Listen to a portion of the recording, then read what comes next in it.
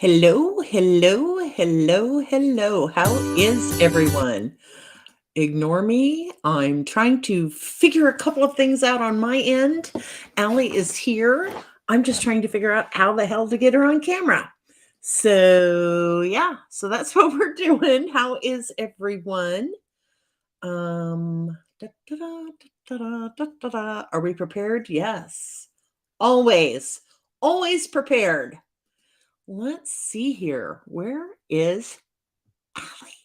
Where is Shannon when I need her? Okay. I know she's here because I'm chatting with her on the phone. They've changed a few things, so I'm just a little confused. They changed my board a little bit, and now I'm just totally lost. Okay. Let's see. Still says waiting for the host with a little spinning circle on the right-hand panel. Okay, let's see if she is here in this. Over here, over here, over here, over here. I didn't see her in chat. That's private. Yes, we're professionals here. We are. We are definitely professionals here. Shannon, where are you when I need you? Okay.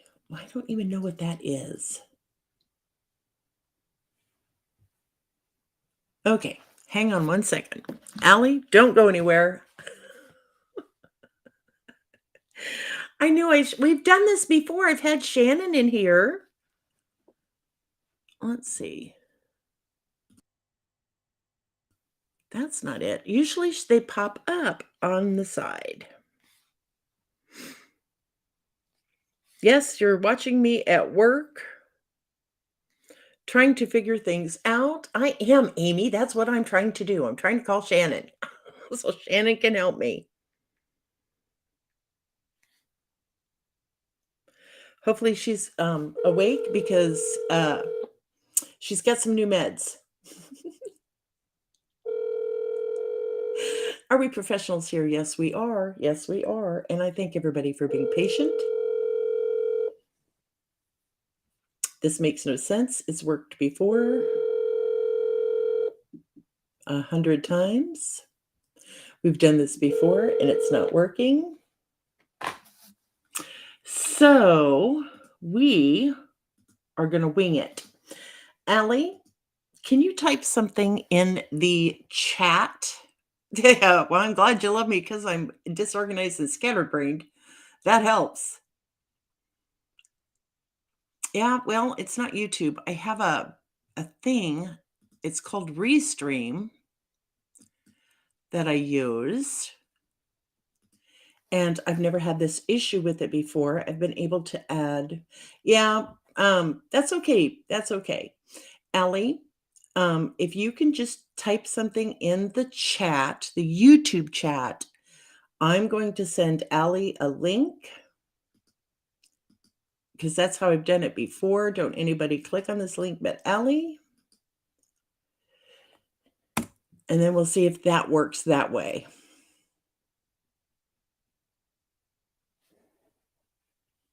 We'll get it figured out because why? Why will we get it figured out? Because we are find a way or make a way women and men. Usually it's mostly women on my channel, but I do forget that we have a lot of men who follow me. I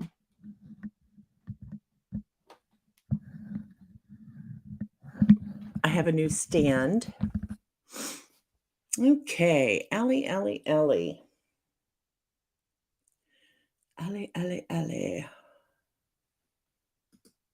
Need help? Yes.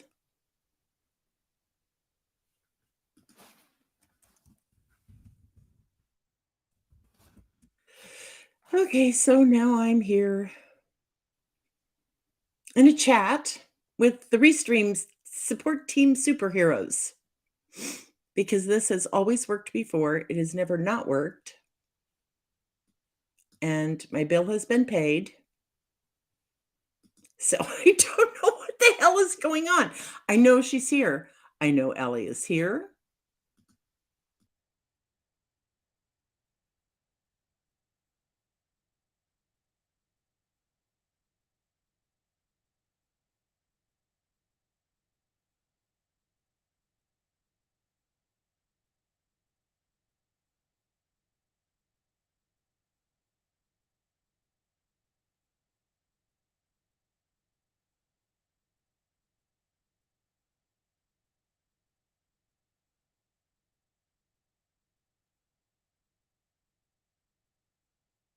Ellie on.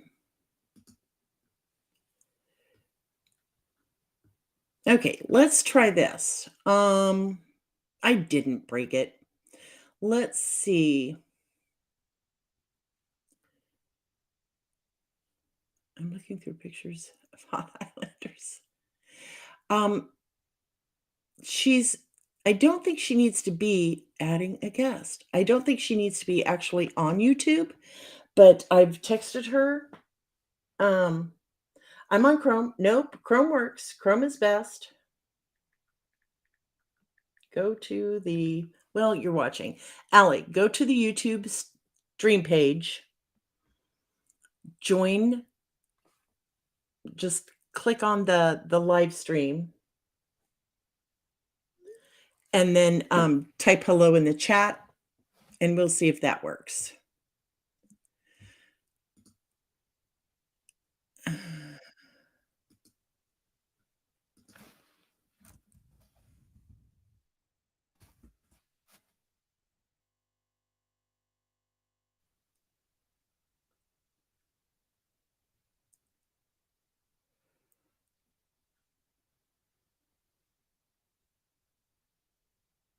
I don't want to do that.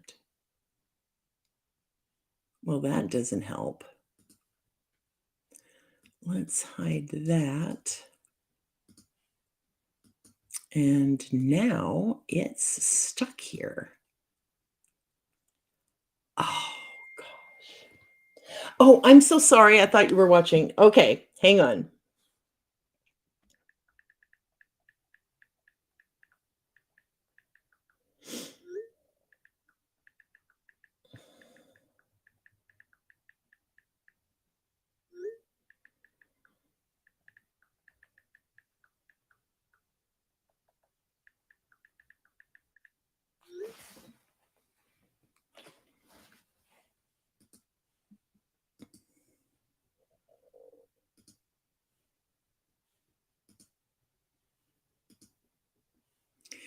Yay.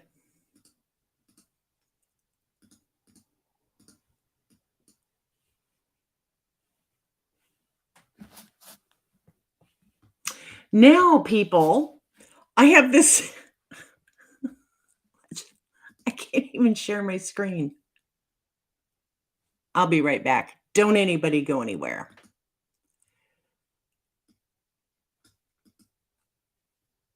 Oh, hi, Allie. Okay, I'm going to put this link in here, Allie. And I want you to click on that and see if that will help. And see if you can come in that way. If this doesn't work, I'm going to exit out and come back in.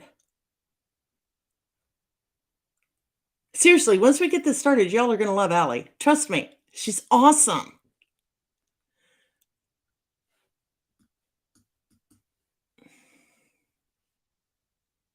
There she is.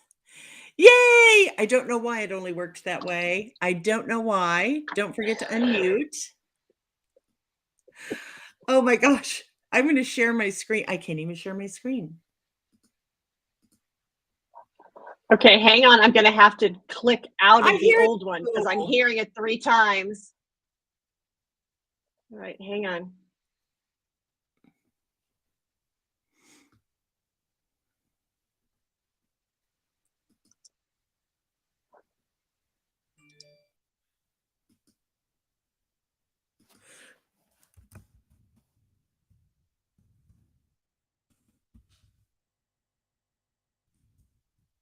Oh, where did she go? Okay. I'll be right back. Just a second. Hang on.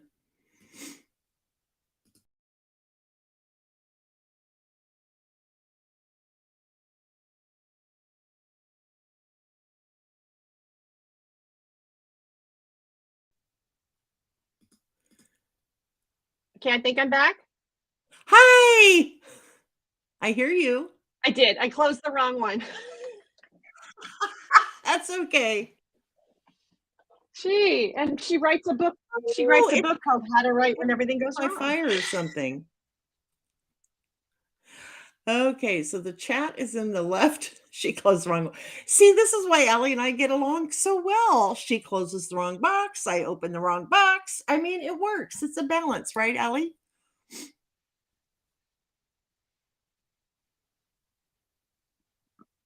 Can you hear me, honey?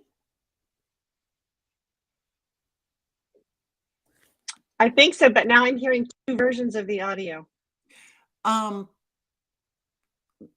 the actual YouTube live stream, mute it.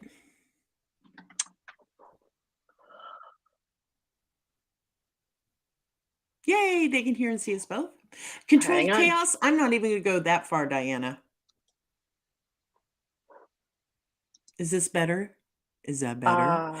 Is it better? I think we got it. Yay. See, we are find a way or make a way women. Is Susan prepared? Always. What am I prepared for? Absolute freaking disasters and chaos. That's how, because that's how I roll. That's how I live.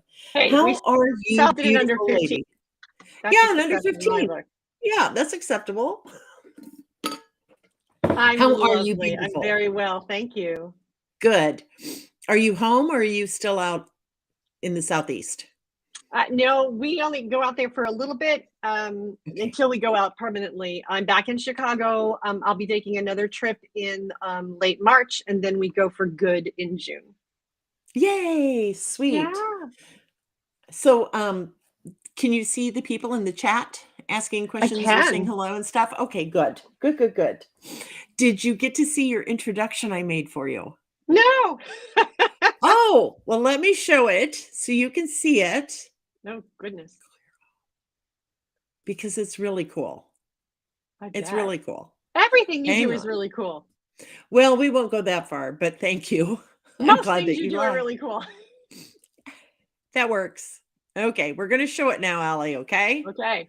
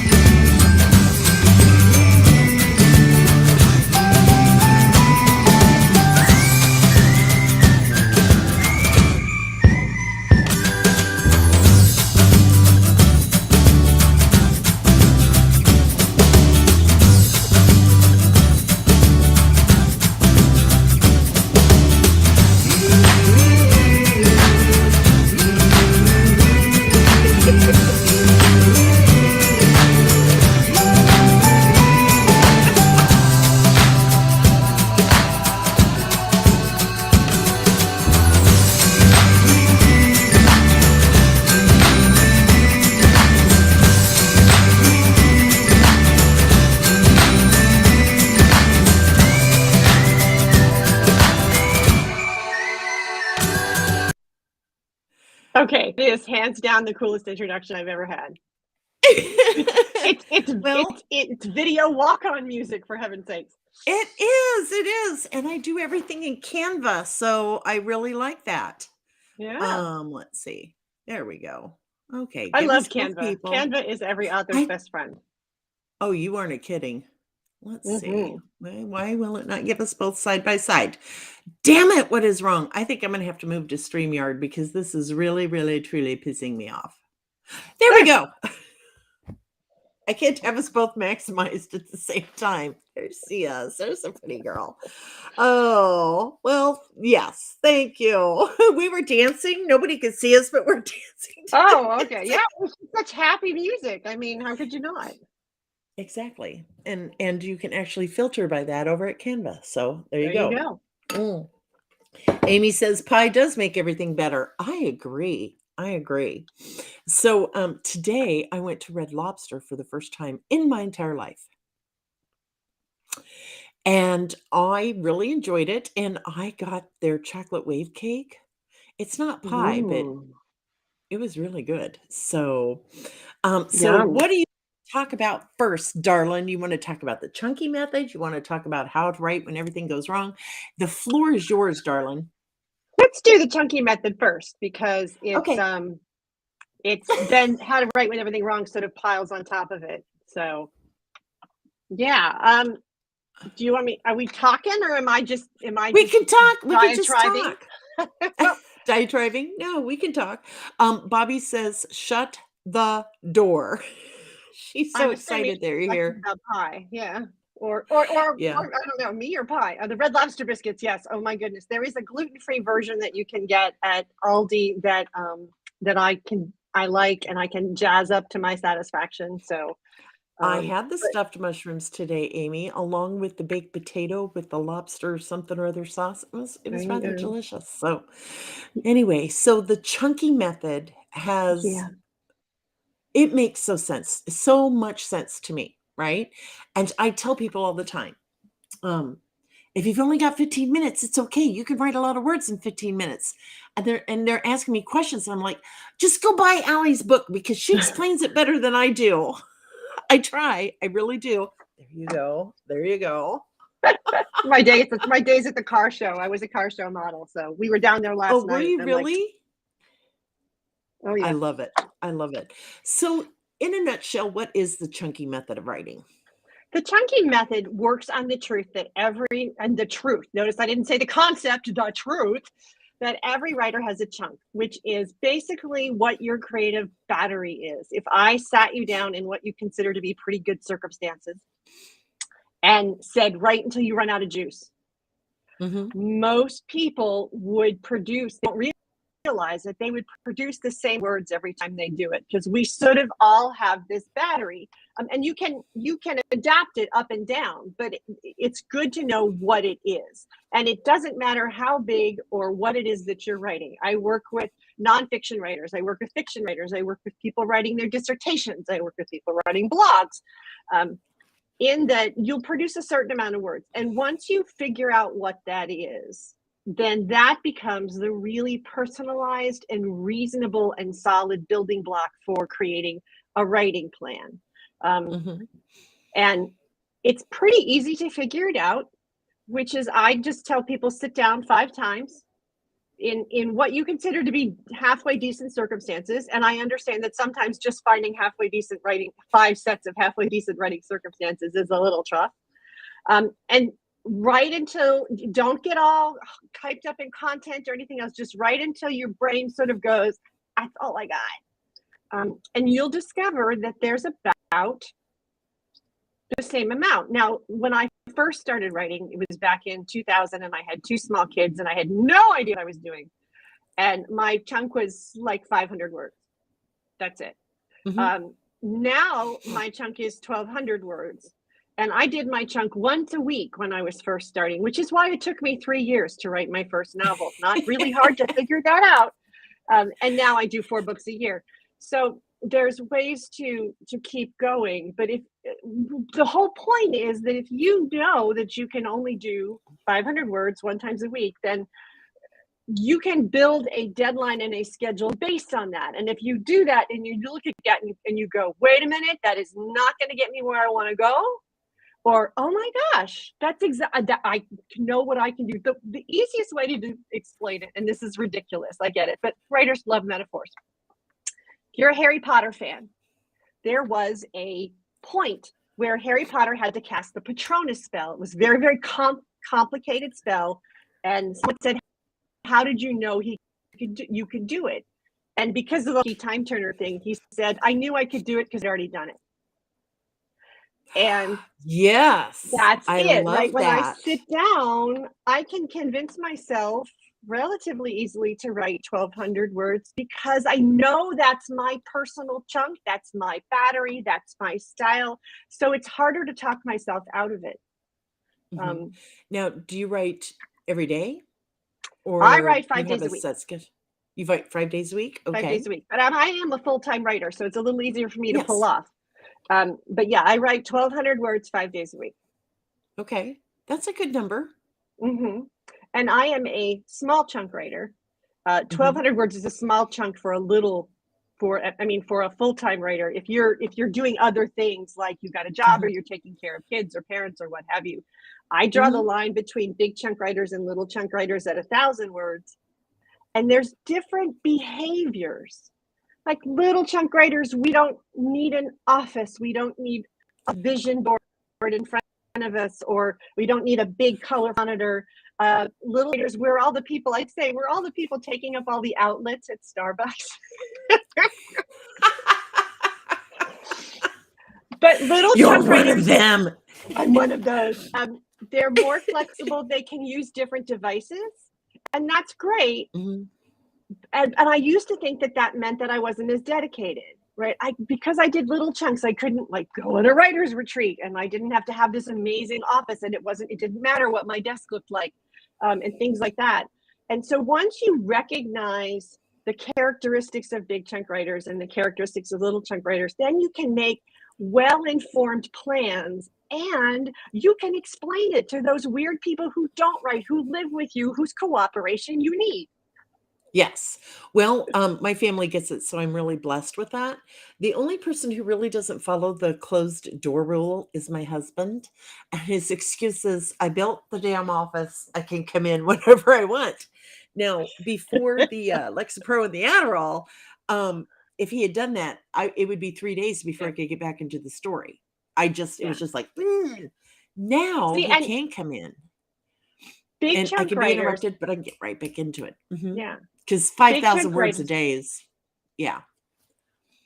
can it's hard for them to be interrupted because they go down Mhm. into the project and they stay there for a long time. So if you yank them out of it, they have to pull themselves back down into it.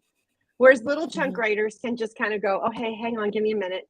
And it's good to know that about yourself and to know that about the Mhm. other people in your family and to be able to explain to someone, Mhm. I need to write more is not helpful.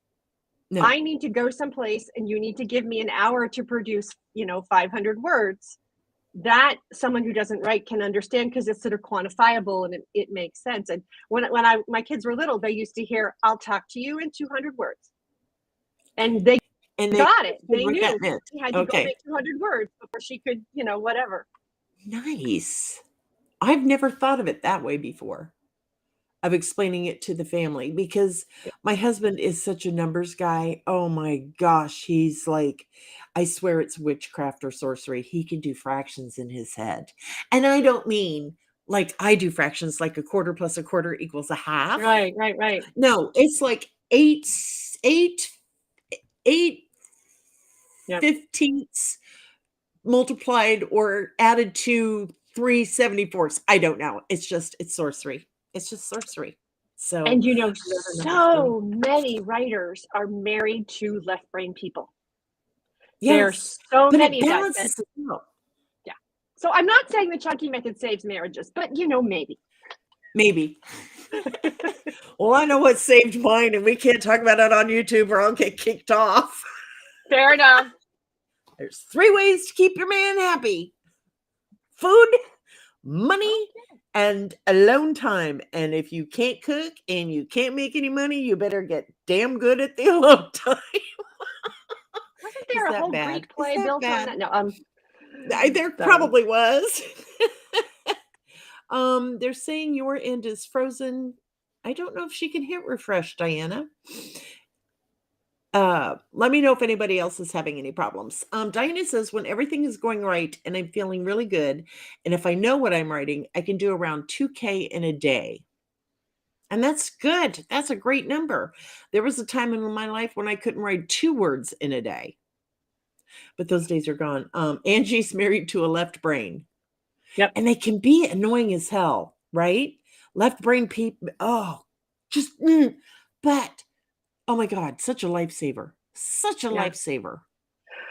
I think that the beauty of it is if you know that about yourself, if you take the time to discover that you're either a big chunk writer or a small chunk writer and your chunk is about 2,000 words, so much more smart about deadlines that Mhm. you choose, um, and Yes. and how much you're going to ask of yourself. Because, for example, I have friends who can lock themselves in a hotel room and crank out the last 10,000 words of a novel if they need to.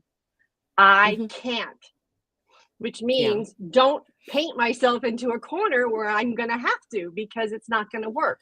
So I know if I'm on track, I know if I'm ahead, I know if I'm behind, I know. And for me, the other thing that's really wonderful is I've sort of figured out things like at around 20,000 words is when I get my best research questions because I Yes. know what I want to know, but I'm not so far in the story that if I learn something really cool, I can incorporate it. Yes. So since you can plot it out on a calendar, I'll know when I'm going to hit 20,000 words and I can plan that trip like 2 months in advance. Okay, So, gotcha. That makes sense. I'm getting much better. Someone asked about an idea board, I think. Was that the question vision a little board, I bit think I saw ago? a vision board. A vision board, yes. I think everybody's got a different idea of what a vision board is. I've been using Hallie Bridgman. God in heaven, I love this woman. I have a con She's board amazing. now. A Mm-hmm. board, a con board. Kanban, I think it is, right? Kanban Kanban. board, yes. It just, yeah, let me trip up on words, because I'm an author. But it has been very, very helpful in that I have it is broken down by quarters, Mm-hmm. and I know what I have to get done in month 1, month 2, month 3 of each quarter, right? And I let go of beating myself up emotionally, mentally when I didn't get everything ready in the first month, I can move it over to the second month. Mhm. And giving myself that freedom helps. But I can't move everything over to the second month. That's just a failure. Mood boards, vision boards. Hang on, I got to put my readers back on. Yeah. I can see two gnats on the opposite wall, 500 feet away, French kissing, but don't ask me to read small print. How does that make sense? Oh, good. Vision or Somebody storyboard? put in, because I don't remember how to spell Kanban, and somebody remembered. Or Trello. I use things, whatever. I work in, my Yeah. chunks are in a week. But Okay. I think that the important thing is that we tend to think that you can't quantify and manage art like this, and you And you can. absolutely can. As a matter of fact, I would insist that you must, if you want to I be a work. agree. I agree. Vision or storyboards. I still do that. I call it Ari Laurel. I call it my board of insanity, where I will plot out. I'm a huge fan of post-it notes. I mean, you have no idea my post-it note addiction. And today I was looking for something, and I found this really big box filled with nothing but brand new, never opened before post-it notes. And it was like, oh, yay! But I just do it on a poster board, and I color coordinate everything. Like pink is Mhm. always for my heroine, blue is for my hero. Call me old, I don't care. I'm just old. That's how my brain thinks. Orange for important, like really important scenes that I know have to be in the book. And then second, lighter shade of pink for female characters, lighter shade of blue for male characters, green for important secondary characters that might get their own Mhm. book someday. That's just how I think. And then I have it tacked up to my wall. Okay, I'm And going to move my camera so you can see what's behind me. curtains, pretty curtains.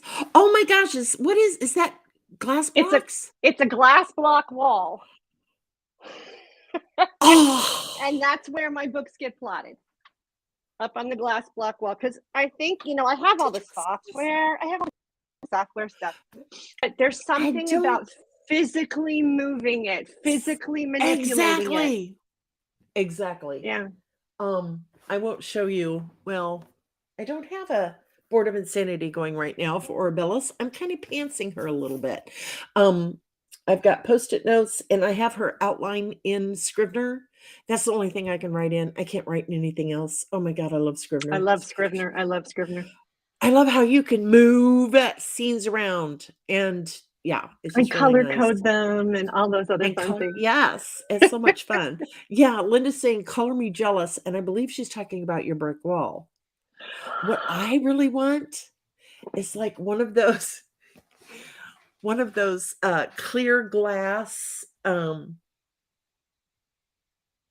dry basically a dry erase board, but it's clear glass like you see Mhm. on the crime shows Oh, where they yeah. have the markers.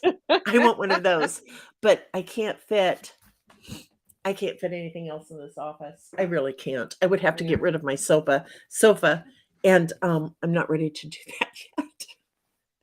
I don't we make jokes that we're going to have to move the black wall to Carolina. I don't know what we're going to do. Although I have a friend, and works too. Those sliding mirror doors, those sliding mirror closet doors. Yes. Dry erase works on mirrors too. Kevin! Mhm. I could put that over there. He could Yep. mount it to the wall. Oh, hang on just a second. Yeah. Just a Writers second. reconstructing houses.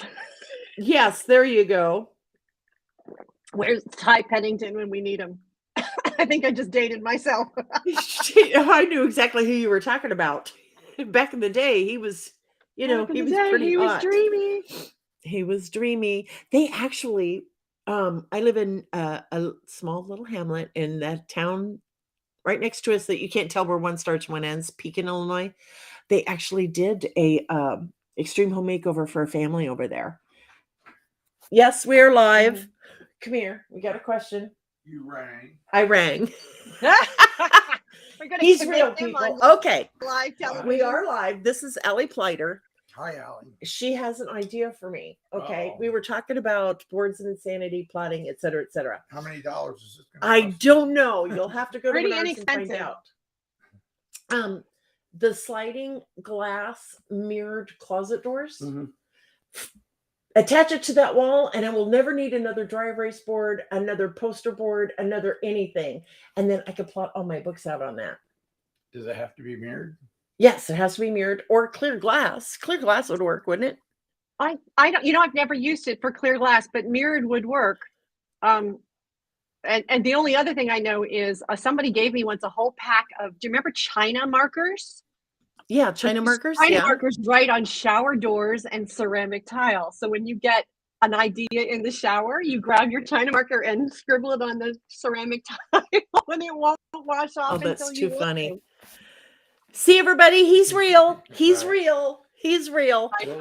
We'll discuss it later. Discuss it We'll later. discuss it later. That probably means it ain't gonna happen. I love you, honey. Yeah.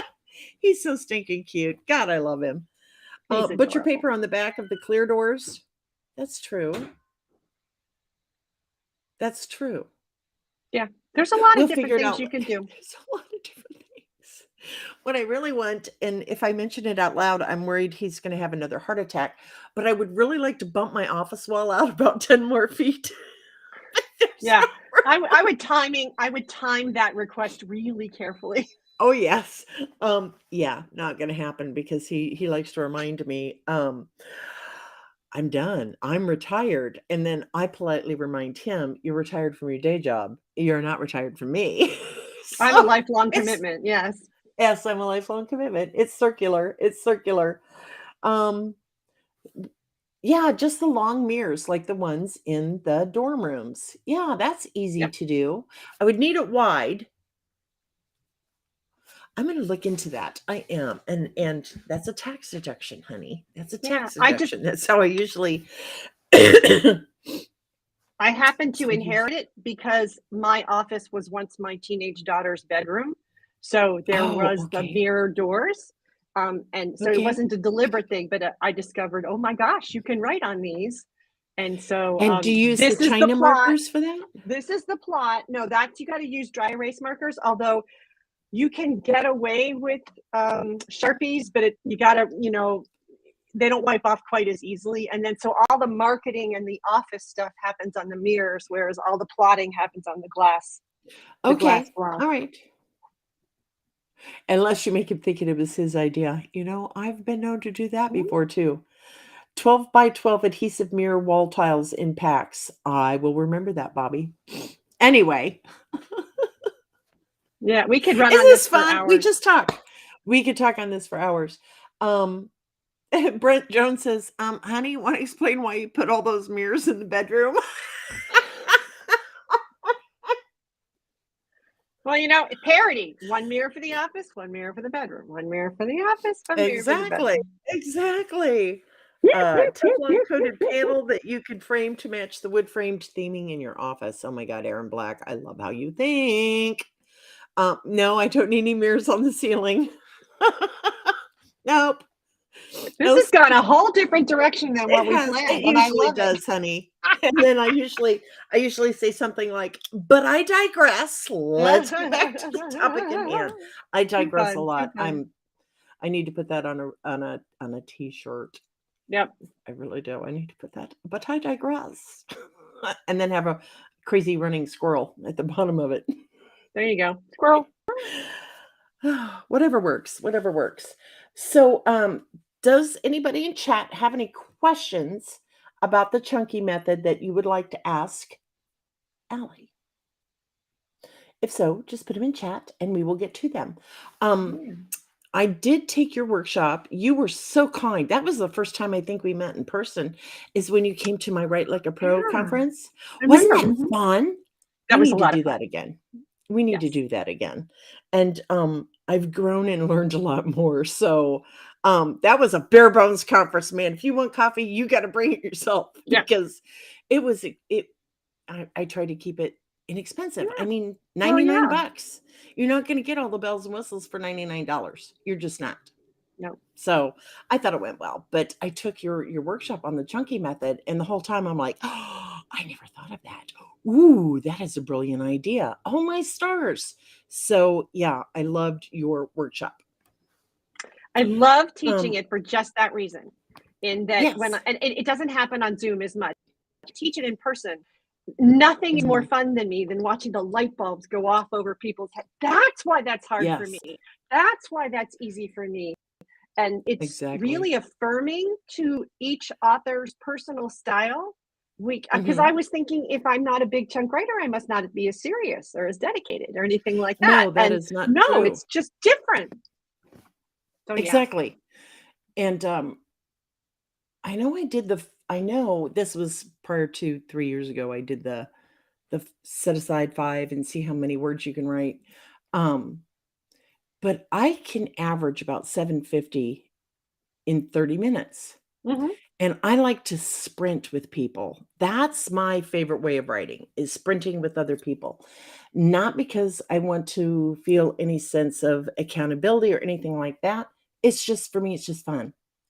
Yeah. And I love it. I'm competitive, but in a nice way. Um, Bobby Gordon's here. This girl, I'm telling you what, I will sprint with her. I had a group that I sprint with, a different group, and they were always like, "Man, Susan, you wrote 750 words. Yay!" And I'm thinking, "Well, I'm just the queen of sprinting." And then I go to sprint with Bobby, and I look like I'm 2 years old writing with a marker because she gets out like 1,800 words in 30 minutes. And it's like, I'm on Adderall and I can't type that fast. How do And you you know do what? it? So, It wouldn't be helpful for you to try. I mean, I think if no. you can up it by about 100 words. I tried when I started at 500. It took Mhm, me what I've been in writing business for 20 years. It took me that long to get up to the 12, and 1200 really is my sweet spot. But I tried to mhm, do 2000 and mhm. I couldn't. I would get 1200 good words and 800 lousy words. And so if I really have to press, if I'm really, stuck or I've agreed to an accelerated schedule, I'll do two chunks of 1200 words a day rather than try to Oh, do it all at once. And having that sort of self-awareness about how you work mhm. makes life so much easier and you just make smarter choices. Yes. Well, when I first started, I was getting up at 3:30 every morning to write. And Kevin thought I was getting up to play Farmville. So anyway, I would get up at 3:30, make my coffee, and I was so into this book, the first book, Layden's Daughter, that I would just sit there until it was time to get ready for work. So Hmm. I would write for about 3 hours every single morning, and I didn't keep track of word count because back then I didn't have a freaking clue what I was doing. But then I would come home, make dinner, clean up, and then I would just sit here like this, bouncing my leg. Cannot wait for 3:30 tomorrow morning to start writing again. But when Kevin found out, then he just quit planning stuff for the weekends and he just let me write all weekend. So it changed. I think your method can change over time. Absolutely. Mhm, It especially absolutely can. with your circumstance, right? If and that's what I tell people, "Okay, so you have a full-time job. Is it worth writing this book to get up a half hour early every morning just to devote to writing? Is that something you can do?" Um, Holly says that's when 3:30, that's when she stops writing for the night. See, everybody writes differently at different times. So I just asked them, "What is important to you? Is finishing the book really important? And if it is, then, get up that extra half hour early, even if you can only write for 30 minutes, that's Hmm. okay. You will have a few hundred more words than what you had before. I would take my laptop to work and write during my entire lunch, eating at Jimmy John's and writing during that whole time. So, I think you can carve out time. I think it is possible. Um, Michaela says, "Yes, sometimes I'm scared to tell my sprinting partners how many words I get, but they are gracious and know I feel better about sprinting." Yeah. Sometimes you just need to know someone's in the boat with you, Yeah. whether They're that pulling boat on is the oars different. too. Yes, they're pulling on the oars too. And when you get a great sprinting group, that is just filled with really kind, funny, awesome people who will support you and encourage you. Those are the right people. If you're in a group that is constantly negative Nellies and bitching about this, that, or the other, or you're not getting what you need from this supposed group of friends, then you need a new group of friends. That's just how I am. And if you're a small chunk writer like me, nano is not going to do it for you, right? You're No. gonna be. I laugh at it and said that when I get the most business, coaching business is December 1, because I get all the nano fails, and I go, you haven't failed. You're just working with the wrong model. Exactly. Amy says I bog myself down and then quit because I psych myself out. What are you bogging yourself down with, Amy? That is the question. Dinah says 3:30 a.m. is when I'm sawing logs and drilling on my teddy bear, right? You don't have to compete with others in the sprints, just compete with yourself. Exactly. Yeah. And I have a targeted word count every day. That's something that I am getting. I need now. I need to know. I need to write X number of words. I'm a big chunk writer, and that's just how I work. So now the next question is, and I haven't taken this workshop. I think I have the book, but I haven't read it yet because, that's how I roll. How to write when everything goes wrong. Yeah. Tell me what that one's about. That was born of actually my own personal experience. Some of you have heard me say the story. I am the mother of a cancer survivor. My son had 4 life-threatening illnesses between the age of 13 and 19. Oh my God. And would not wish that on anybody. But I was under contract all those years. And so I had to unpack how I could stay creative under a great distress. Because the brain folks, like my husband, could go to work and the engineering formulas would still work and everything would still behave the way it was supposed to. And work became his normal place. Whereas I discovered that the same well that took care of things and people was the well that also wrote. So I would be double dipping when I couldn't. And so I started to really look at what could I do? And it was tactics that I didn't realize were available to me, like cutting my chunk in half, moving locations so that I wasn't writing in the same place that I was coping, moving formats. So if I usually worked on a laptop, I worked on longhand or dictated or something which would sort of wake up my brain that this is not normal. So it's okay. And I talk a lot in the book about how to write about the stuff. How do you go from that emotional truth of your own personal life, and where does it show up in your fiction? Where should it not show up in your fiction? How do you tell people life isn't normal? Because we talked a lot. I mean, he was 13, so he was old enough to have conversations about what is it okay for the public to know and what is it not okay for the public to know. And it got to the point where he was a lymphoma. It was a stage 4 lymphoma. And so that's a lot of chemo. And so we would go in and the nurses would bring in, those tables that go over hospital beds, right? Yes. They would bring in one for him and one for me. Oh, sweet.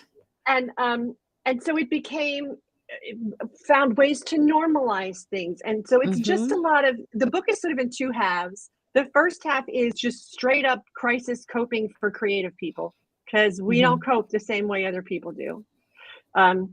Perfect example. A lot of people would tell me statistics, survival statistics. Lymphoma is a very survivable cancer, especially in children. People would tell me statistics, but that didn't do anything for me. I wanted to hear stories. Because I'm a story person. So I said, let me talk to the mother of a survivor. Let me talk to her and hear her story. And then I also, just for me, I wanted to hear the story of a mom who didn't get the happy ending. I wanted to know that you could still, operate and be a human and move in the world if you'd been through this horrible thing and you didn't get the outcome you wanted. So things like that we are driven by stories, and we need to process through stories. And writers are often introverts, and there are things that you need to do. You need to let just the right amount of people know what's going on so they can help you. And not the whole world. Whereas extroverts Yes. like me want to tell everyone everything, and that's not necessarily the best thing. So the first half is looking at life crises from a creative brain point of view, and what tactics are good. And then the second is, how do you write about it? How does it reflect in your writing? What's a good way to? We spent a lot of time thinking about what the first book after that was. It had to be kind of close to the experience, but it couldn't be exact. Okay. So it was a lot of professional thinking and just stuff I don't think everybody talks about because we're different. Exactly. I know when I was going through the severe depression for the last 3 years, my husband knew something was wrong. He didn't know what was wrong, and he was afraid to broach the subject, so it never got talked about. So I think if anybody's going through something similar to that right now, you need to find one person to talk to, one person that you can trust. How to write when everything goes wrong. I wrote 75% of Ian's Rose in the NICU at St. Francis Hospital because that's when Warrior Princess, my granddaughter Malaya, when she was born. And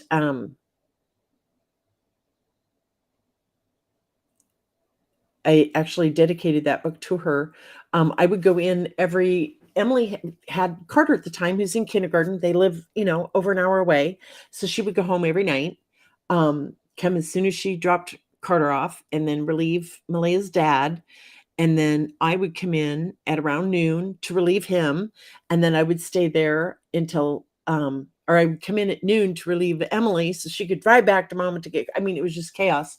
But I would be there for 3 or 4 hours every day. And I would just sit in that NICU and I wrote because we weren't going to leave her alone. So I understand about the second table, one for you and one for him. And sometimes you have to normalize the unnormal, the not normal. You have to make it as normal as possible. Am I right? Am I getting the gist of? Yeah. I always tell people, if you're going to get sick in a children's hospital, because they coach you in ways that I don't think happens in adult hospitals. And they said, I said, should I stop writing? And he said, no, that lets the disease win. That's not good for you. That's not good for him. So find a new normal. And we did. We figured out what it was. And then there were parts of the job that I could do much easier in high crisis situations. There's this great photograph of me doing galleys. If you don't know what galleys are, they're the picture of what the book looks like published. And you have to go, it's the last step and it's extremely tedious. I'm going through galleys in an ER at 1 o'clock in the morning. And CJ's, strung up with an IV next to me. I could do that in high crisis situations, but I found I couldn't create. So I had to sort of take a look at all the parts of my job and go, this one is possible, this one is not. This one is possible, this one has to wait. Yes. And we have to give ourselves permission. We as women, I don't think, give ourselves permission enough, often enough, frequently enough. When we need to take the time, we need to take the time. And I think we as women, and I know there are men here, but maybe it'll help enlighten some men. We're so busy taking care of everybody else, right? We hear that all the time. Yeah. Because I think that's how we're built. I really do. I love being a woman. I love being a mom. Oh, God in heaven, do I love being a grandmother. That is I can't wait. It's a couple years away from me now. Oh my gosh. And it's just, little Malaya. She's into the old Addams Family show from the 60s. Yeah. And she is fascinated with Wednesday. Okay. Didn't the actress just died, right? Who was Wednesday? The actress who was Wednesday just died. Yeah. I think so. But what spurned it was the new Wednesday show. But Malaya told me, she's only 6, and she says, Grandma, I can't watch that one. There's too many murders. There's too many murders in it. It is. Yes, that is true. So she does the Wednesday dance. Oh my gosh. I've got so many videos of her doing that. So I love being a grandmother. But the flip side of that is often when things get really, really harrowing, we feel like, writing is a luxury. I can't do it. And I'm like, if you are a writer, that's like yanking off your oxygen mask. Wait, don't do that. Find Exactly. a lower version. I was literally just working on this with a writing client, a coaching client yesterday. She was going through a lot, and she had talked herself into the fact that the writing was something she couldn't afford to do right now. Mhm. And I'm like, no, no, no, you can't afford not to do it. You can't afford not to feed that part of yourself. You're choking off Mhm. your creativity.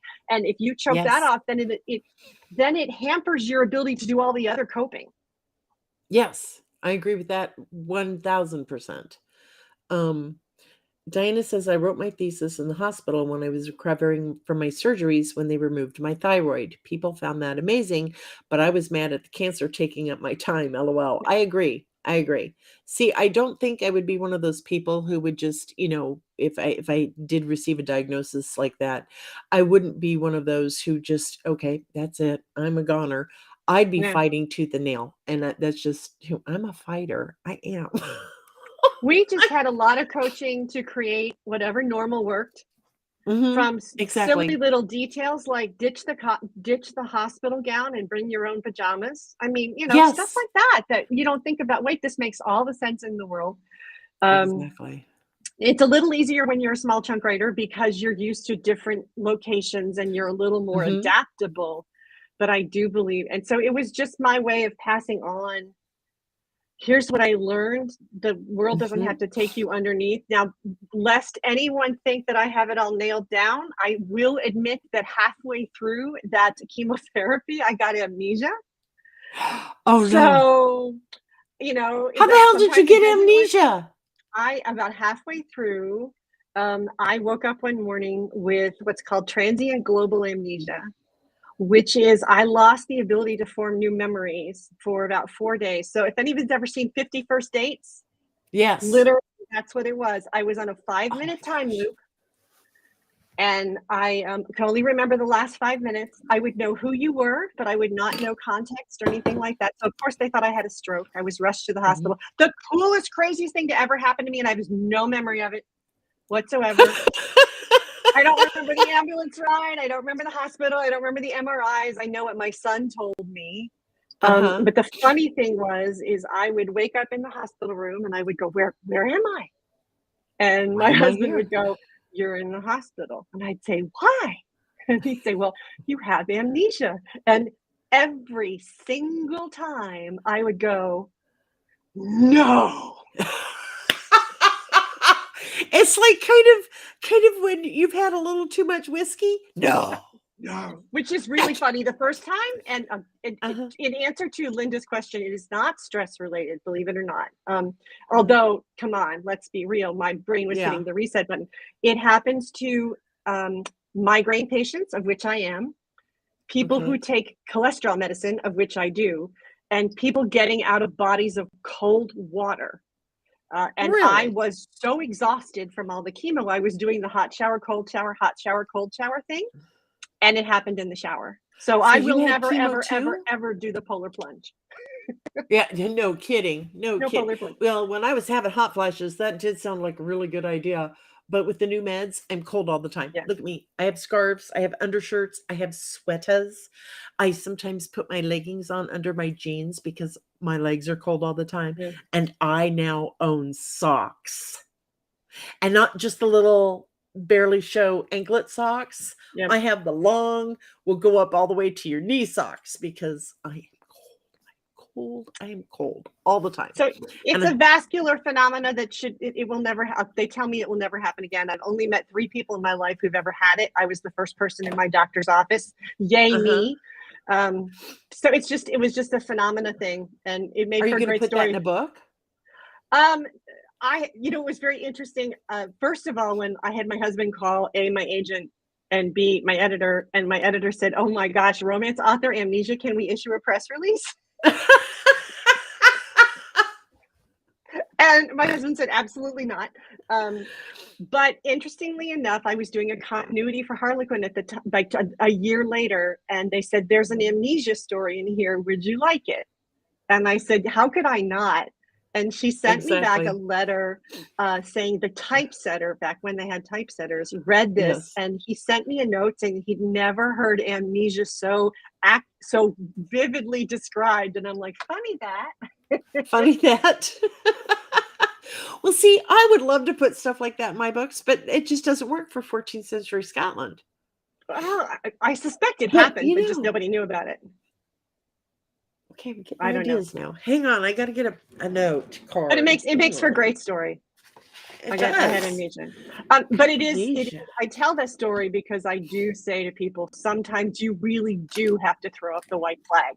And after that happened, my agent called me and said, you're fired. I don't want to hear from you for 3 months. You need to, your body is telling you. And so we did. We pulled the plug for 3 months. So were you having the chemotherapy? No, my son. Your son, but you were doing hot, cold showers. Why? Because I was exhausted. Okay, gotcha. Okay.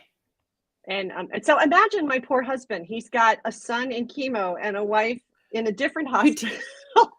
Who doesn't know who he is? Well, I knew who he was, but I wouldn't remember. I didn't remember my daughter was at camp. My son had bought a new video game. I didn't remember where he got it. You could talk to me, and 5 minutes later, I wouldn't remember the conversation. And then it was 4 days, and then eventually, it all came back slowly. I only lost the 18 hours of the episode. That's all gone, but everything else came back. Thank God! Thank God! Thank God! Nobody else has my life. It's crazy. No, I say that a lot too. Nobody. If I put this in a story, nobody would believe it. Right, yeah. So, do we want to get totally off subject or not? Do we want to stay on topic? That's up to you. I have no preference at all. Okay, so someone has sent me a link to a newspaper in Hawaii. Okay. And apparently that's where Felina is right now, is somewhere in Kauai. Okay. I got to get it verified first. There's some things in the story. It's like, no, that's not what they said, because I too have talked to the same officer, and that is not what they said. So taking that with a little grain of salt. So I have to do more research. What other questions? We've talked about socks. We've talked about glass block walls and mirrored walls and writing. What else? What else do you all want to ask Allie? Well, I'm sure she didn't swim, Amy. I'm sorry. That was smart ass of me. Yeah, I don't know. I've got to do more an digging. Amazing story, that whole thing. It is an amazing story. No. Did she hitch to Aloha Land on a ride on a spy balloon? Well, and it's from what it sounds like, we're not even 100% certain it's her. It could be someone who looks very much like her. I don't know. Yes. How do you combat writer's block? Okay, got a real writer's question. Let's jump on that. Yay. One of the strengths of the chunky method is that it is a very good antidote for writer's block for a couple of reasons. First of all, you are asking no more of yourself than what you know you can already deliver. So, and then I usually tell people to leave that last chunk with a little bit in the pool so that you know what is what's coming next. And just like you were, I can't wait till I get up the next day. Mm-hmm. Very often when I do my chunk, I will have a fair idea of what comes next. Not always. And then I will just write a note to myself. And because I haven't left it all on the field, then I've got energy and focus to come back the next day. And part of my process is before I wrote every day, when I was writing 2 or 3 days a week, on Sunday night, I would designate exactly when I was going to write, and not, this is a big deal for me, not for everybody, not for a certain amount of time. Because I feel like that's saying to your muse, go sit in a corner and don't come out for 30 minutes. I tell myself 1,200 words. And when I hit 1,200 words, I can be done. Or if I feel like I have more that I want to do, but I have to hit those 1,200 words. And I know I'm capable of it. So it's easier to stick with it. So that rhythm that's built exactly on how I work helps to keep writer's block at bay. Okay, that makes sense. I think sometimes I I think everybody might have a different definition of what writer's block is too. I mean, we all look at things differently. My ring light, I just realized, went out on me, and I don't know why. You look I fine don't from know why. here. Oh, thank you. You're not underlit. I'm not underlit. Well, I don't want too much light on all the wrinkles, so there's that. That is 100% what I have to do. I cannot start on a blank page. I get something on it before I call it done for my session, and then it's easier to start again. Yeah. Oh, okay. All right, Tony. That's Bobby actually says- not my trick. That trick belongs to Hemingway. Hemingway used to say, write until you know what's going to happen next and then stop. And then you basically tell your brain, okay, cook on this until I get back to my page. Okay, that's good. Yep. Bobby asked, Allie, you mentioned you color coded in Scrivener. How do you use the color coding? Bobby is a numbers person too, very Okay. organized. And I still love her. Part of my writing is for Love Inspired, which is category romance, which is there's a very robust structure. I'm not going to say formula, but a structure. All of my chapters must have one scene from the hero's point of view and one scene from the heroine's point of view. So that is the main reason I do it, so that I can make sure that I don't spend too much time in the hero's point of view or the heroine's point of view. And I know where my chapter divisions are and where my scene divisions are. For the mysteries, because I also write mysteries, it's usually acts, act 1, scene 1 or whatever, and then where I drop the clues, where I drop the red herrings, where I drop the plot twist, so that I can look at all of my Scrivener folders and see the rhythm of the book. Okay. And you can color coordinate in Scrivener with labels, right? Yes. Labels. Okay. Whoops. Your best method after getting back to work after you've been distracted. It is far easier for a small chunk writer than it is for a big chunk writer, because I can sort of pop out of it and go back in.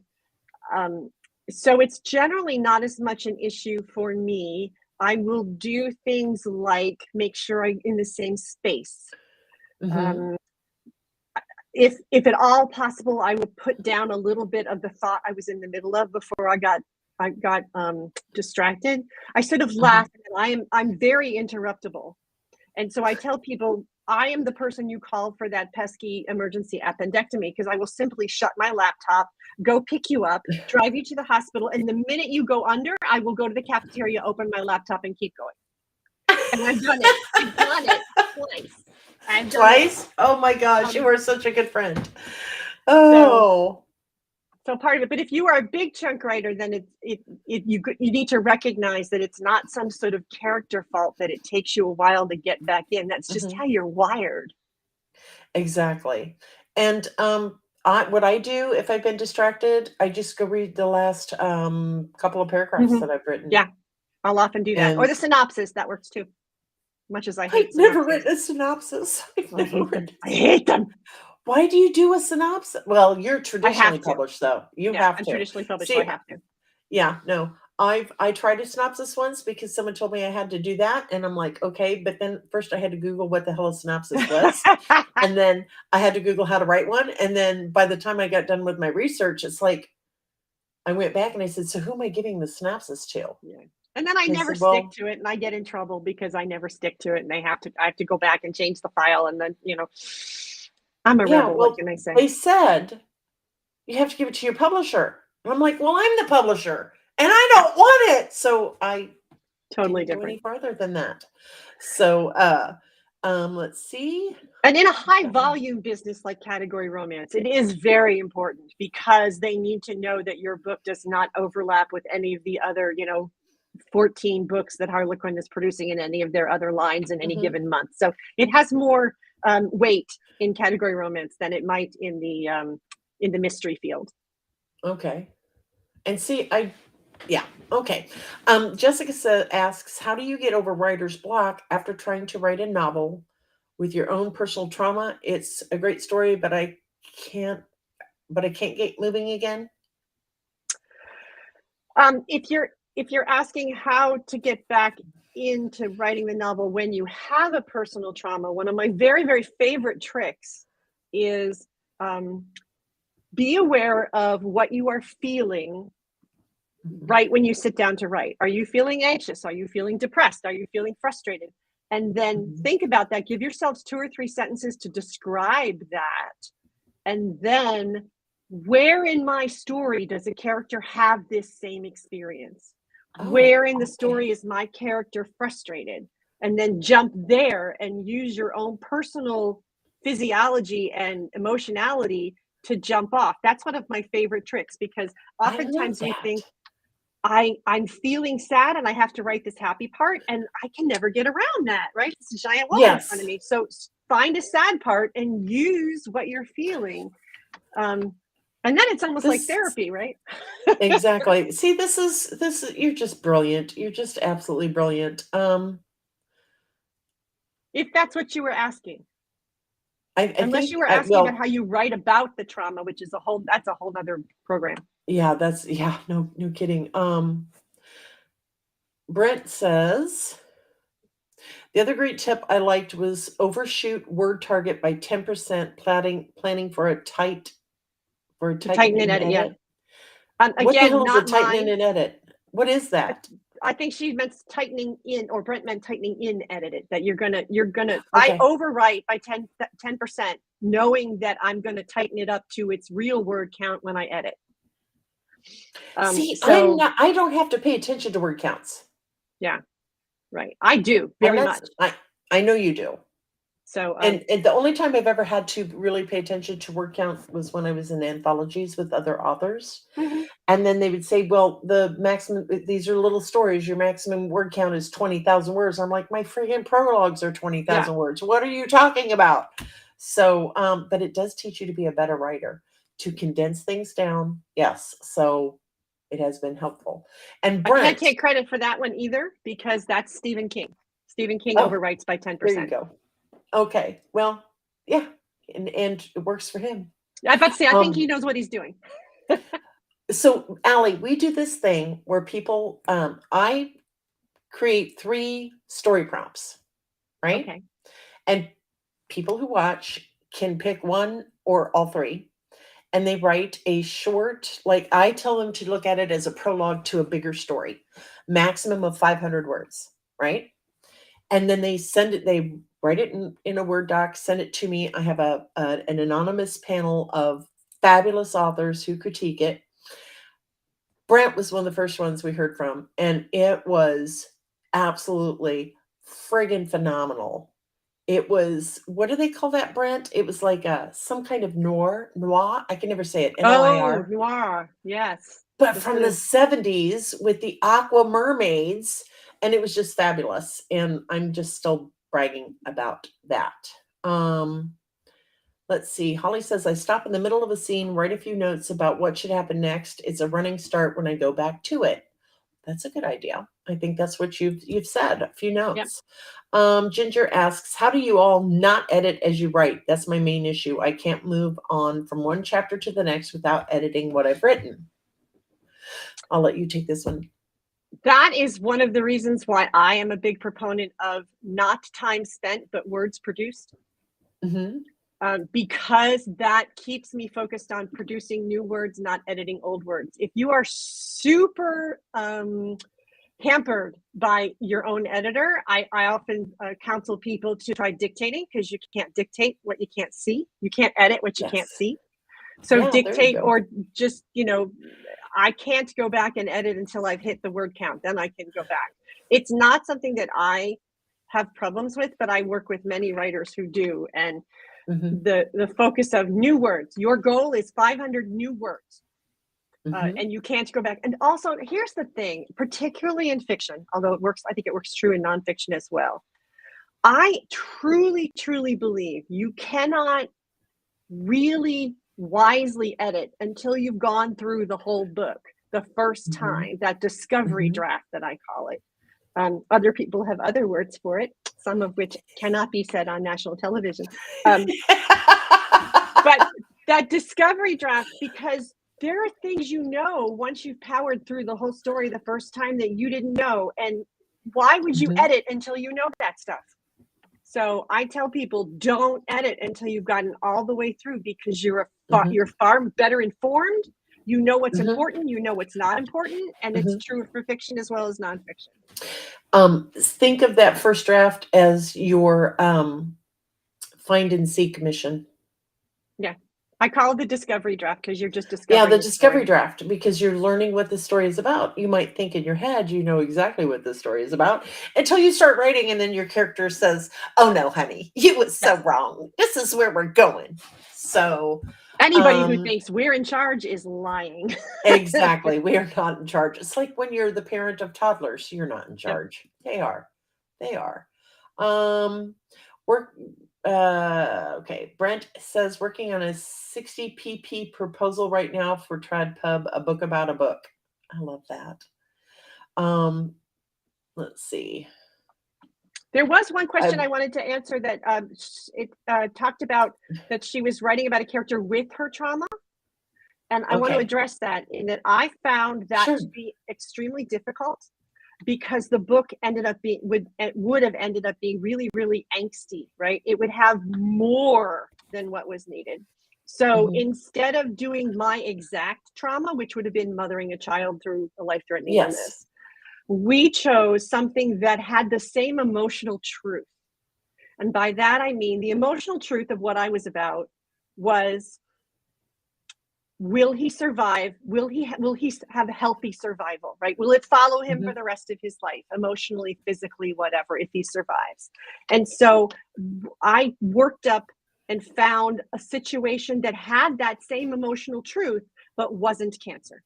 Cancer was too close. I would have been sort of running all over the page.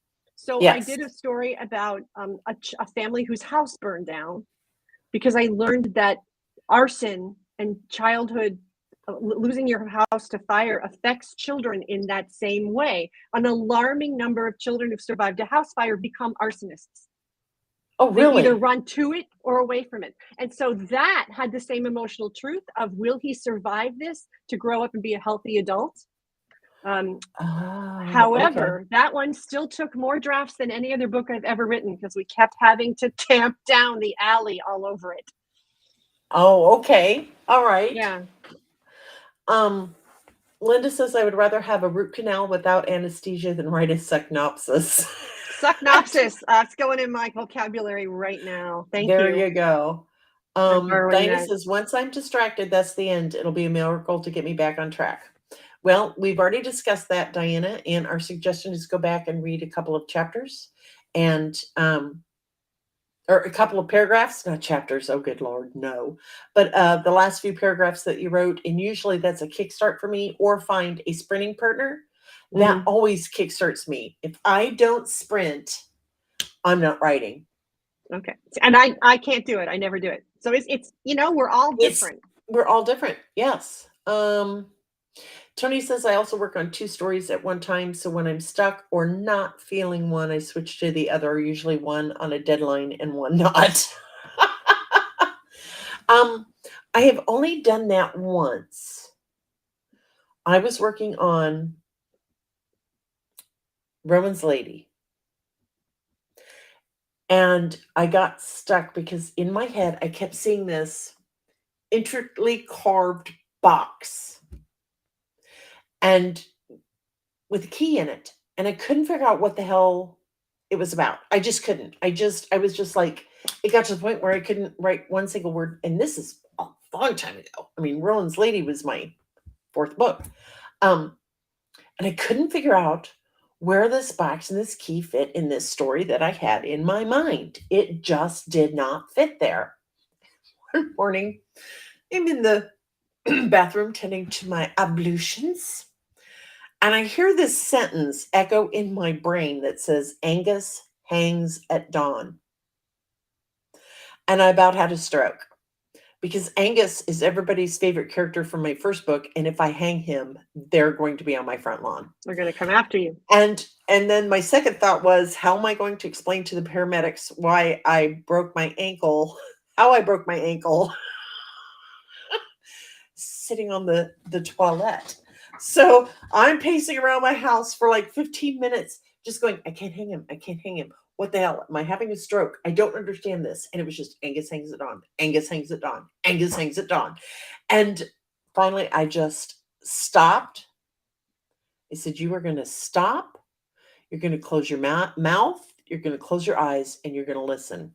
And that's where the story McKenna's Honor came from. And I had to write that one before I could write Rowan's Lady. And McKenna's Honor had never been planned. It was just like out of nowhere. And I wrote that book in 3 weeks. So now I can't because I do 4 books a year for 2 different yes. Last time my world record was 9 books in 2 years. And I wouldn't do that. I would never do that again. That was tough.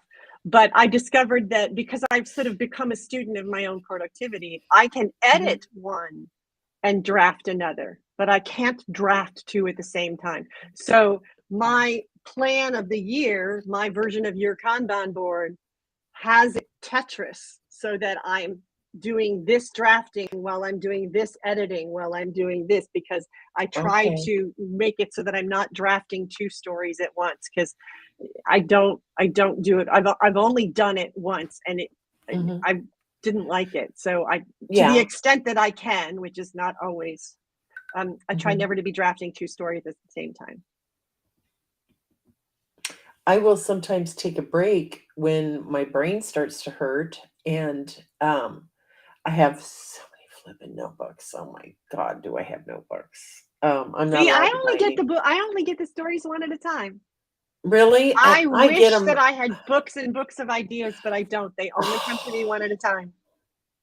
Oh, honey. Which makes proposing a series like root canal.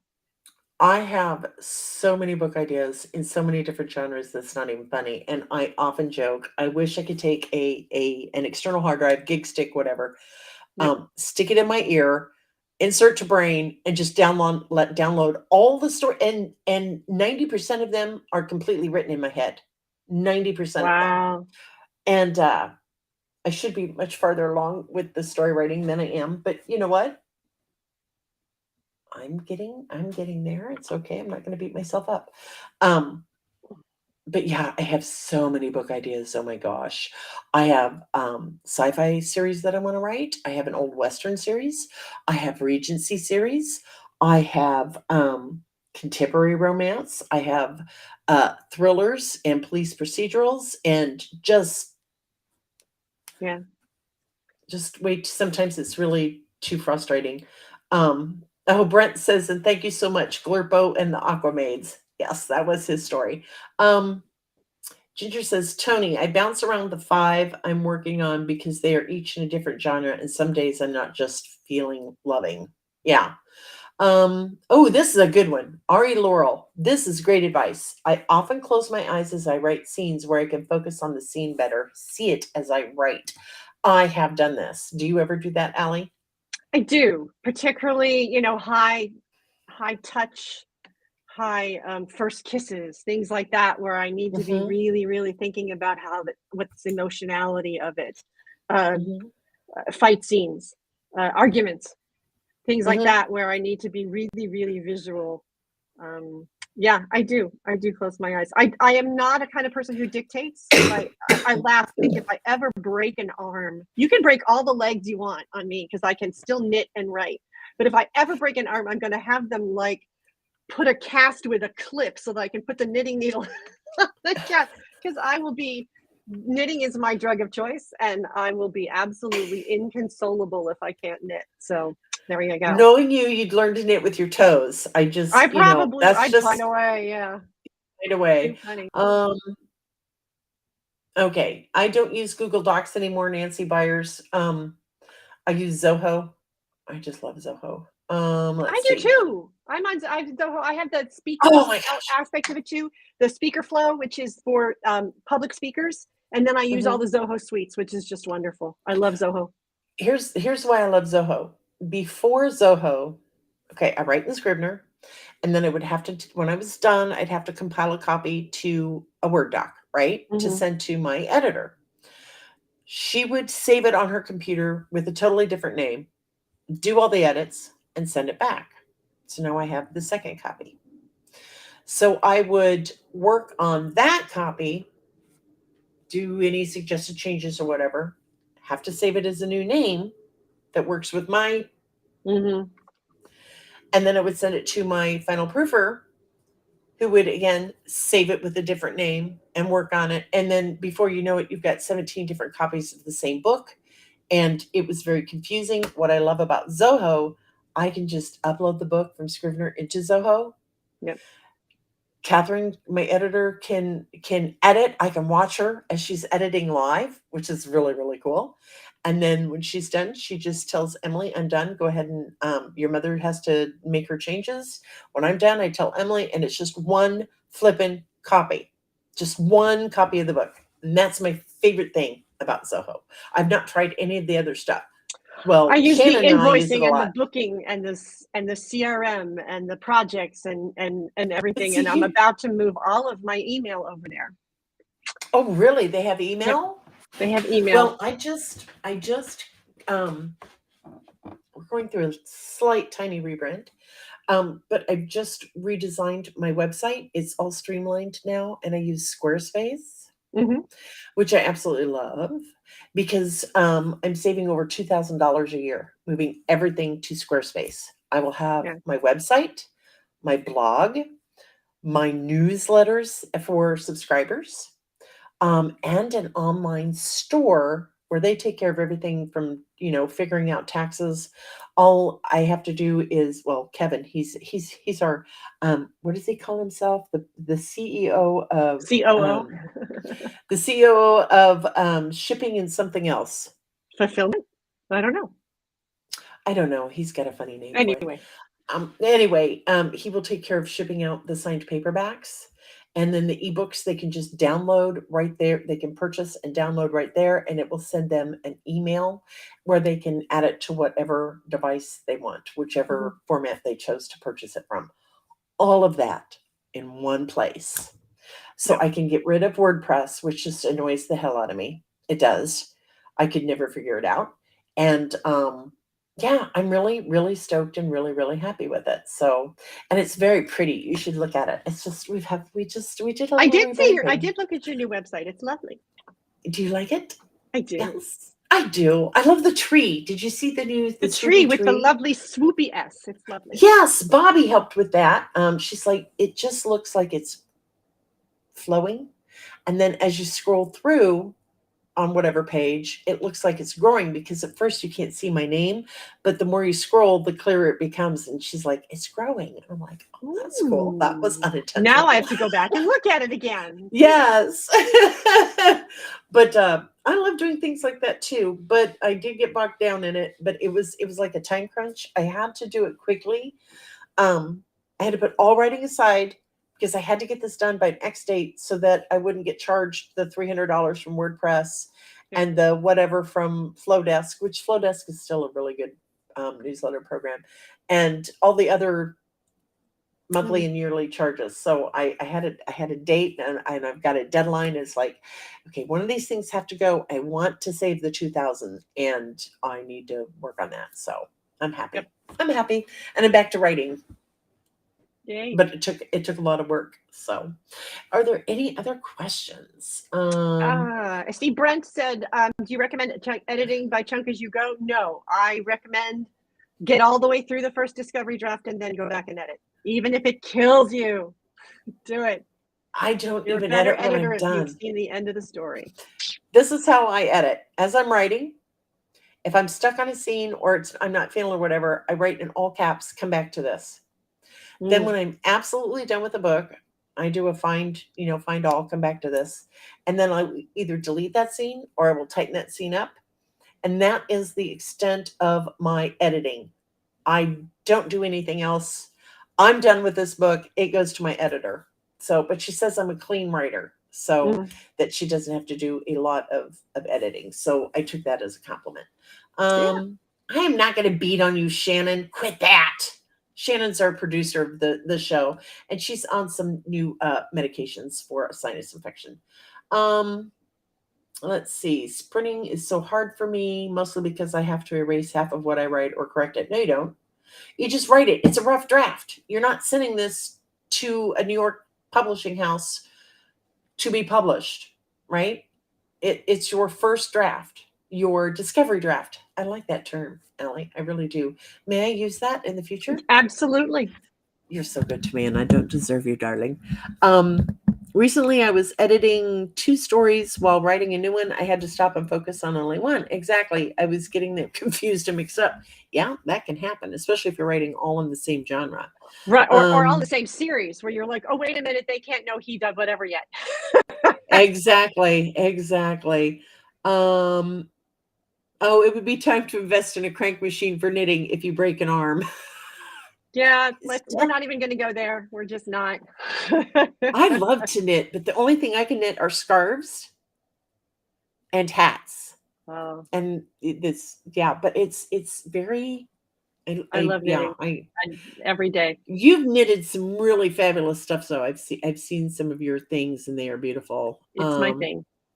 Oh, I do that It's so too. much my thing that now I wrote mysteries based on knitting. So there you go. I So know, now and I think that's so yarn is a cool. business. Yarn is a business expense now. There you go. It's research. Yep. Ari Laurel says, when I'm on a scene, I will do this, add romance scene here, and then go back to it. And then I've done that too. Add sex scene here, add romance scene here. Yep. And then 9 times out of 10, if I go back, I really find that I don't need it. So I don't have to write it. Yep. Or whatever the scene is. Yes. Linda says, sign over my desk regarding first drafts from Hemingway. The first draft is always shit. That's right. And anyone who tells you otherwise is lying. Exactly. Amy said, I would love to learn how to knit. I crochet. My mom crocheted and I could never figure it out, but knitting makes sense to me. Is that weird? Some people very much gravitate towards most people who do one can functionally do the other, but everybody has sort of a mother tongue in that I can crochet. I'm also learning right now to needlepoint for a different series. I like it, but it's not, knitting is really my mother tongue. I love to knit. But I enjoy crocheting, and I can do it when I have to, but I'd much rather knit. So I do. And I know so many people who are the opposite. So it's just the way it is. Brent said, title, add book here, the end. I never. Harlequin is famous for not keeping your titles, so I don't title them. And see, True North Springs book 4. Oh, and then we go back and we fight over the title. I almost always have the title, and once I know this is a book I'm going to write, this year, I will send it to Dar and have a cover, and then I have my covers. I have covers for books. I know people who do that. That might be 3 years out, but I have the cover, and it's inspirational. I had to learn to teach my mom, who is dyslexic, to knit. That's tough to do. Especially to read a pattern when you're dyslexic, I think would be extremely challenging. You'd need a chart instead. My daughter Emily is my final proofer, and she does it. This is her business, and she loves working with authors who are dyslexic. Okay. She thinks it's the greatest thing because I don't know if it's her servant's heart, but she feels like, she's helping them more than she's able to help the, the other authors. And I don't know why that is. And she's like, I can help you. And I don't know. She loves doing it. So, you would love to crochet. Okay. You were teaching your mother to crochet. Okay. My mother that would make a lot of sense because crochet is one-handed and it's one direction almost always. So that would make a lot of sense that she's better knitter than she is. Better crocheter than she is knitter for dyslexic. I know an author who is dyslexic. God bless America. I know an author who is dyslexic who can write in all caps. Interesting. That they can process the letters in capital form, but not in lowercase. The brain is such an amazing thing. You don't use vellum because you're traditionally published, so you don't need vellum, correct? Correct. Okay. Vellum has just come out with a type font for dyslexic people. Wow. So you can advertise, you can format your book in large print, which, everybody does that. But now they have a font for dyslexic people. That's And you cool. can just have all your books formatted that way and your ebooks. And it's supposed to make it easier for people with dyslexia to read. And I think that's awesome. Yeah. Oh my goodness. Oh, if it's a craft or hobby, I've tried it or want to. Tish says, I usually start with the title, except my fantasy trilogy. I'm in book 1, need to name a dozen characters, and it does not have a name. Then two book has a cover already, and the other has a title. Okay, that happens. I love Scrivener's name generator. That's one of my favorite. Scrivener has a name generator? Scrivener has a name generator where you can say, I want Italian names or Anglo-Saxon names or whatever. I want 2-syllable names. I want names that, whatever. And What I the just hell, love Ellie? that. Why? love Okay, so I'm Scrivener's name opening generator. Scrivener now. I'm opening Scrivener. Where is this at? Hang on. I'll have to open Scrivener and tell you. Watch, my computer's going to go, don't open another program. What are you doing? I think it's under writing tools. All right, hang on, folks. Let me open True North Springs book 4. There we go. Tools. Now I get the spinning beach ball. Hang on, guys. This is going to take a bit. Name generator. Linguistic focus. What the hell is linguistic focus? Linguistic focus is like how often do you use a particular word? And that's wonderful because if you've got like pet words, see it down there under linguistic focus right there. It says name generator. Yes. There you go. My work here is done. Finnish, 4 names, German names, Hindi, Italian, Japanese, literary, Polish, popular, Spanish. Right, and you can sell it really obscure or not obscure at all. And like if I know his first name is Paul, but I didn't know what his second name is, then, or if you've got a series and you've got 8 people with S names, so you need a T name, you just tell it I need a second name that starts with T with the first name I call it. It'll shoot up like 25 of them or 50 of them or 100 of them, and you just go down and go, there it is. I'm sitting here going. Yeah, I can see like there's a bunch of them in the thing here. I can see how this will work for contemporary, but I still have to because I don't see anything, Gaelic you might have to go to Celtic or something like that. Yeah. I don't know. So I have a website that is bookmarked, and I go there all the time for my names. Let's see. Old samplers, love them. Who does your covers? Who does your covers, Allie? Who's your cover artist? Do you know? My covers are, I'm traditionally published, so my covers are all done by, and whoever. The funny thing about writing for Harlequin is that I often see my covers the same time you do, which is, sometimes I love them and sometimes I don't, but the guys in Toronto know what they're doing. So I usually just take a deep breath and say, the guys in Toronto know what they're doing. Yeah. It's okay.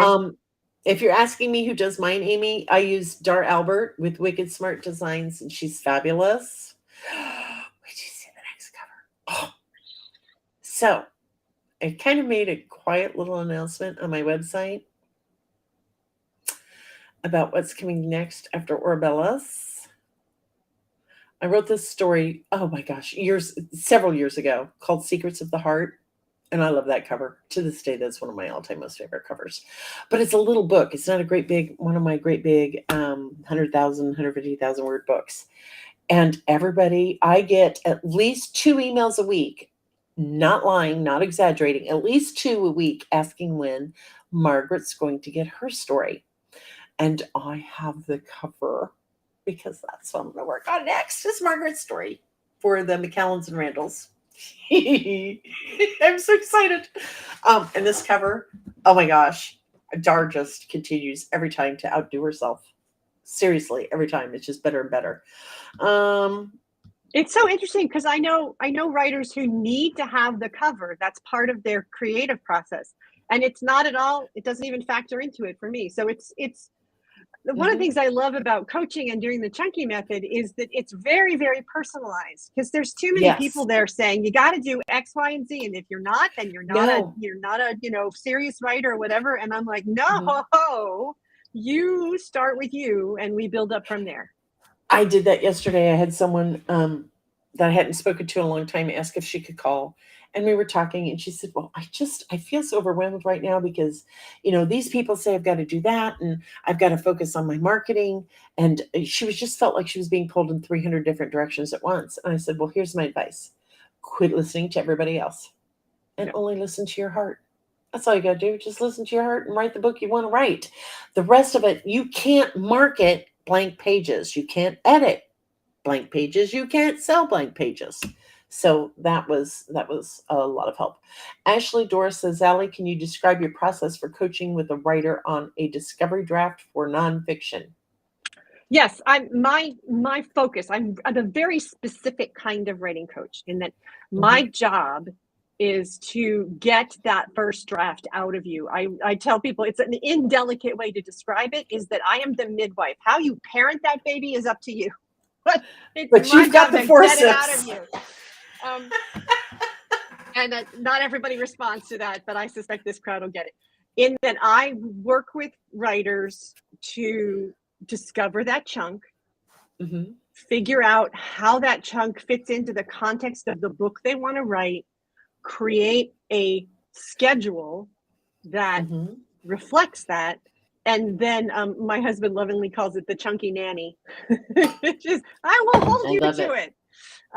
Or come up with a way to do it. So I work with them. My job is to get that first manuscript out of you, it either in the time frame that you want or the time frame that you need. Through just create. I tell people my job, my specialty is helping writers create a writing practice. Which is how you do it, right? You create a writing practice. It's like a muscle. You do it however many times a week, and then you up it or back it up. And it's habit. Yeah, right? It's habit. And I tell people the books are lovely, but the chunky method is like why I'm on the earth. There you go. Thing. Diana was asking some things about Scrivener, and Brent said, and just like that, Diana's life has changed. Let's see. That is about it. Okay, it is 10 after 8. We rarely go this long. So much to talk about.